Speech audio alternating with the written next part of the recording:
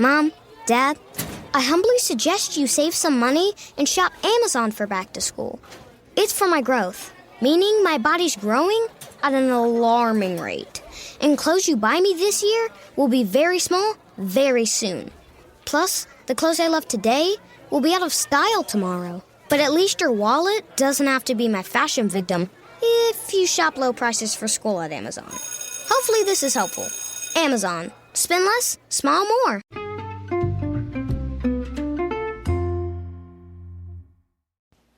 Hi, everybody, and welcome to the Dr. Psych Mom Show. Today we are going to talk about being judgmental and how that starts and how you can stop it. So before we get to that, please do subscribe. The next one will be subscriber. The previous one was subscriber, about when your wife doesn't care that you fix stuff around the house. But that one goes more into class and money and all sorts of things that you should think about if you're in a relationship, which most people listening to this are or want to be. There's always a larger social context in addition to a psychological context behind a lot of variables that you may struggle with within your intimate relationship. So anyway, moving on to today, as you saw in the description, I was going to go into a case study, and the case study is me and my daughter. I was talking about TikTok, and, I'm always looking for ways to grow my business, as you notice, because you're listening to this podcast. And this was a way to grow my business, which has actually done okay. And it's interesting because I initially didn't want to do podcasts either because I don't listen to podcasts. Like, I don't have time to do that. And I know people say they listen to it at all these other sorts of times. I think it's my job because I talk to people all day. So if I have to listen to somebody else talking to me, I can't. So, but I don't listen to them. So I kind of thought they were stupid. So then I didn't do them, even though people kept asking me to do podcasts. And then one day I was like, well, if people keep asking me to do it, I guess I have to do it because that's stupid. That's like a thing people are saying they want. And then I'm not delivering it just because I think it's stupid. Well, who cares? So, so I did podcasts and it seems to be going well. But then the next frontier are the social media platforms that I feel are too young. And so I was saying to my husband in the car, like people have said to do TikToks, but which is true. And, but I don't know, I feel like TikTok is too young of a platform. Like older people wouldn't be that good on TikTok. And then my daughter was listening and she was like, why? And I was like, well, I don't know, because TikTok is a young platform, because it is, and because that's what I think. And, if you're a parent, obviously you say shit like this because you don't want to have to think terribly deeply about your thoughts and what you're projecting because you have like 20 million other things to do, like get home and deal with all their other shit. But what I was thinking about that exchange is that was pretty close-minded because I don't really have a reason. There are people my age on TikTok, it seems. There are psychologists on TikTok, and people tell me they watch TikTok. So it's kind of a stupid thing to say for me because all it means is I don't feel comfortable immediately doing TikTok, so I'm going to judge TikTok. So is that really who I want to be as a parent? No, it isn't. So then I had to do TikTok. So follow me on TikTok. But, and hopefully I will get enough followers that I do think it was a good idea to go on TikTok. But anyway, it's a good idea because honestly, you don't want to just say some reactionary, closed-minded shit to your kids about really any topic, because if you say it about something like TikTok, you'll also say it about their political beliefs later on, or what they choose to do for a career, or whether or not and when they choose to have children, or whatever else. And I've written a lot and talked in my podcast about when you don't agree with things that your kids believe in. That's one of my podcasts. And this leads to a lot of problems. I'm a family therapist as well, and it leads to a lot of estrangement. I work with estranged parents from adult children, and it's always because the parent was judgmental. That's like literally always what it is. And you can't say, all right, right, well, I just won't be judgmental about anything my kid decides to do later on, but currently I don't really want to interrogate why and whether and how I could stop being judgmental. It doesn't work like that. It's kind of something you have to work on or not. You can't just turn 60 and your kid says, actually, I want to be a flying Walenda instead of a doctor. And you're like, oh, cool, sounds good. You're not going to say, oh, cool, sounds good if you haven't practiced not being judgmental. So why are people judgmental? Well, I mean, obviously from what I'm saying is something parents struggle with because parents are people, and your own parents, if you are currently a judgmental person, which you could tell because you have lots of opinions and you just think you're a very opinionated person. Listen, if you think you're an opinionated person, probably other people think you're a judgmental person. So think a little bit harder about whether you've ever gotten that kind of feedback or whether your spouse thinks you can be difficult or hard to talk to or inflexible, because all of that is also, I've just talked about control issues in my previous podcast. Well, control issues have a lot to do with judgmental too. It's like when you're an anxious person on a deep level, and your parents may have been like this, and this is how you learned it, most likely. If you're an anxious person, you try to convince yourself that there's ways to make life less uncertain. And some of the ways are doing the exact same thing all the time, which is being, controlled, highly controlled and rigid. But the other one is putting things and people and constructs into boxes and over categorizing overly quickly. So there's a variable in social psych called need for closure. And that means how much information and time do you need before you make a decision? And people who are judgmental don't need very much time and information. They make decisions very, very quick. They close on a perspective or an opinion very, very quickly because it makes them extremely anxious to have cognitive dissonance. You've heard of that term possibly from Psych 101. Cognitive dissonance is when your mind is uncomfortable because it thinks and two competing things at once. So the brain tries to resolve it. So that's called cognitive dissonance reduction.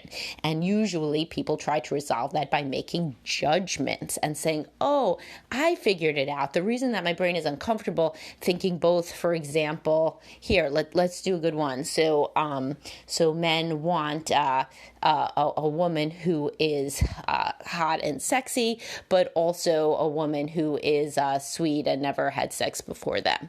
So so those are like two competing things. A woman who really likes sex, but also a woman who's never had sex. This is like really hard. So like what do they have to do? They have to get themselves into they have to have these very, very extreme kind of specific little categorizations and buckets of women that they'll go for. So a hot 18-year-old virgin, that's the sweet spot, or a woman who enjoys sex, but not too much. Amy Schumer did a great skit about how hard it is to navigate all of this as a woman, where she was going back and forth with the guy, and he was telling her what to say, what not to say, oh, I really like it, but I don't like it too much because I've never done it before, and I'm so innocent and naive, and I don't know what we're doing, in bed, she between the virgin and whore. It was funny.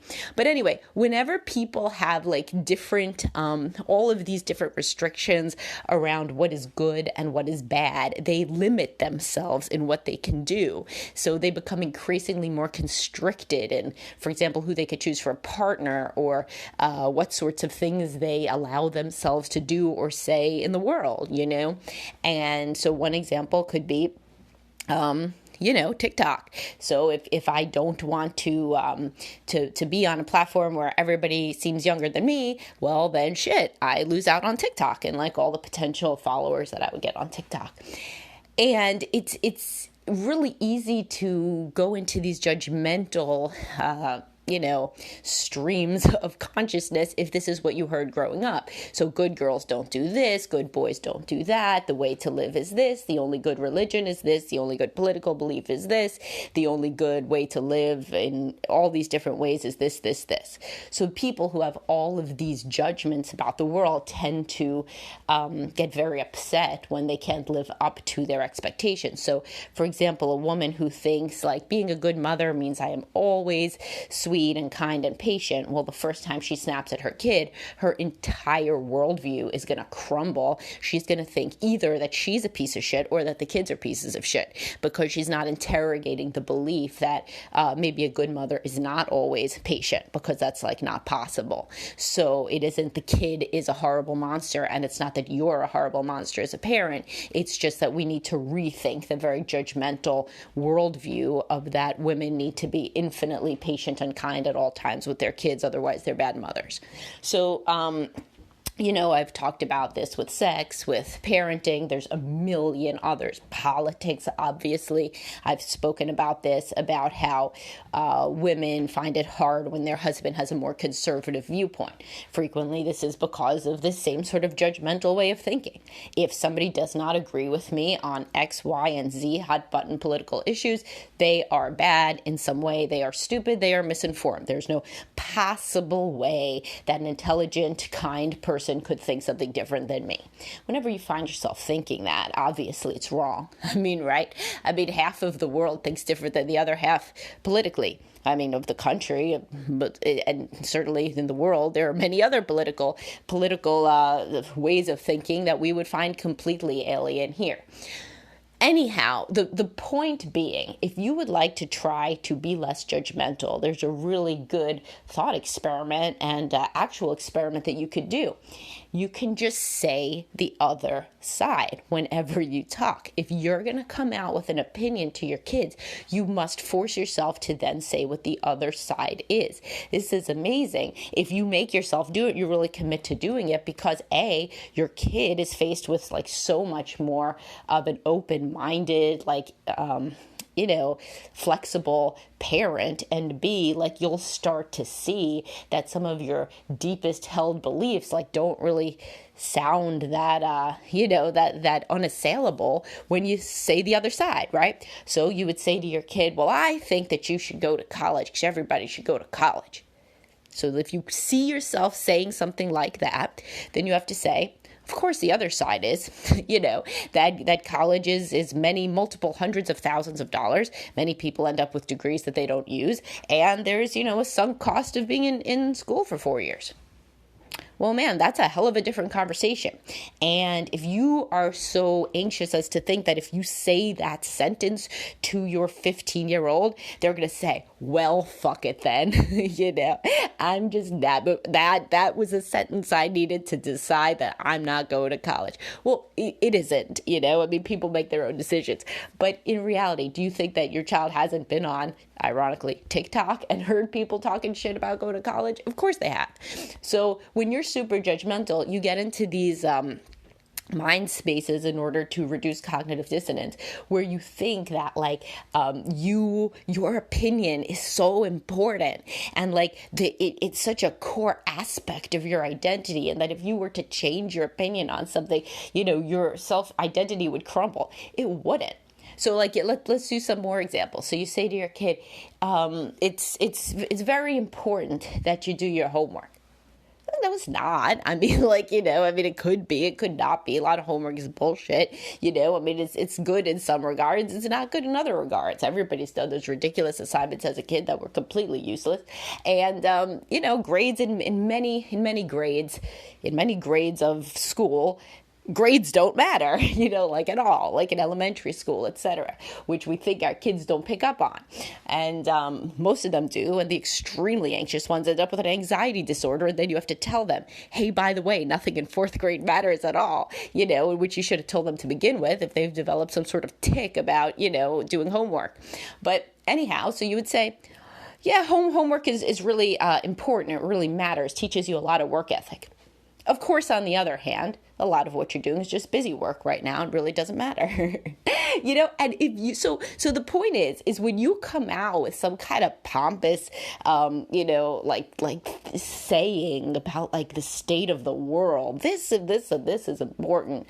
At least you should do your kid the service of saying that not everybody agrees and there's other ways to think about it. And if your child grows up in a world, a home culture where there's always another way to think about things, they're going to be extremely empathic and ideally suited to life in general, including relationships, including work relationships, including parenting later on.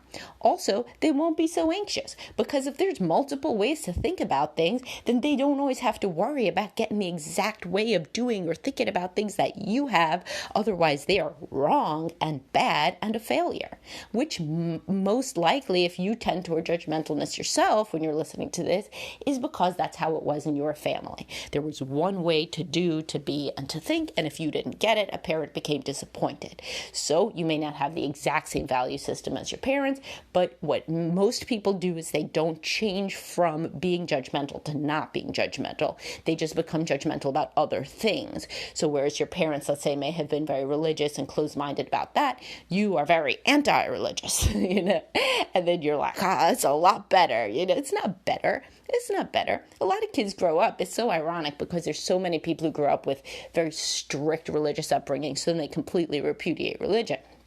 So they swing 180 degrees the other side, and then the kids are drawn to some religion because they feel an absence of spirituality in their life. And it's funny, whenever people try to do that whole 180 degree swing on anything, what you really need to interrogate is the entire idea of there being like a like diametrically opposed way to operate that is superior.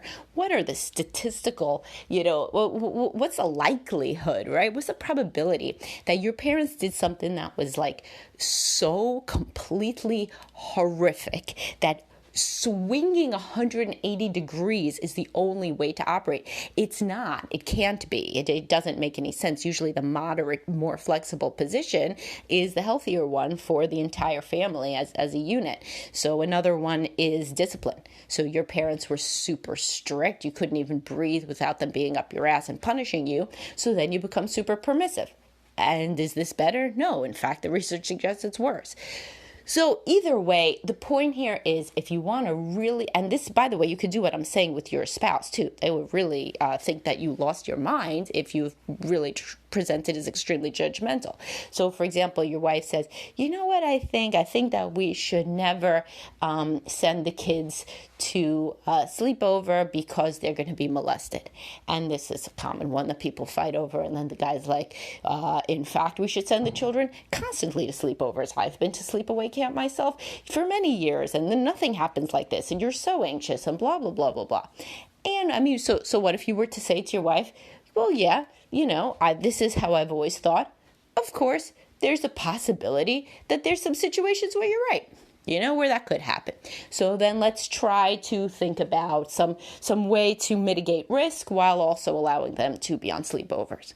This would be like 180 degrees different, in a positive way this time, from how you usually operate. If you usually come off like there's only one right answer, and then you come and you say, actually, maybe there's multiple answers. Maybe you have a point.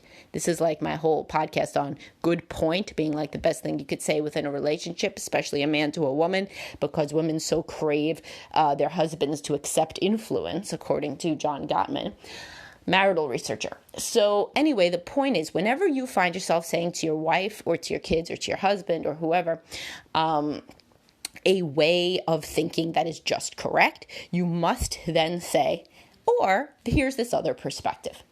It's not mine, but there's another perspective that a lot of people think. And you can't cheat. Like, you can't be like, and a lot of people think that XYZ, but here's why they're wrong. Like, this isn't debate club. It's actually, the entire point is to say there's multiple ways to think about everything. And I, as an adult, can tolerate talking about and engaging on multiple viewpoints so that in the future, this is not stated, but it's what they pick up on, so that in the future, if you have an alternate viewpoint from me, I'm not going to reject you. I'm not going to dismiss you out of hand. Our relationship isn't going to end, but rather we're going to be able to have a discussion.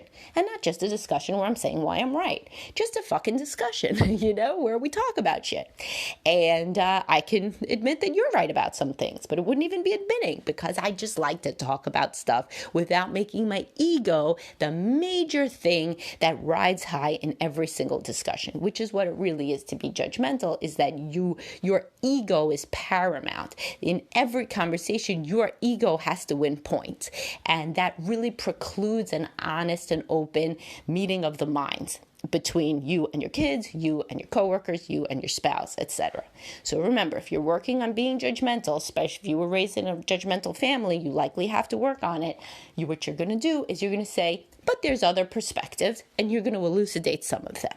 And if you can't, without condescending to those people, that political side or that bunch of people who think this other thing, then that's a you problem. Because, of course, there's intelligent people that think in a range of different ways, and if it's that uncomfortable for you to think that, then, of course, guess what? Therapy can really help with open-mindedness and understanding and accommodating other perspectives such that you do not present in the world as somebody rigid, terrified of change, terrified of challenge, bombastic, a blowhard, and, other wonderful adjectives which I hear adult children use to describe their parents in adulthood when they have no relationship with these parents. Or also, of course, often spouses who don't like their other spouse and are there in couples counseling, and they say, my God, he just cannot or she just cannot accommodate any perspective that is not theirs, and then this is like impossible. It's impossible to grow and evolve and have like a normal discussion, an open-minded discussion with somebody who is so set in their ways. All right, so hopefully this was useful to you and resonated with you in some regard, and follow me on TikTok.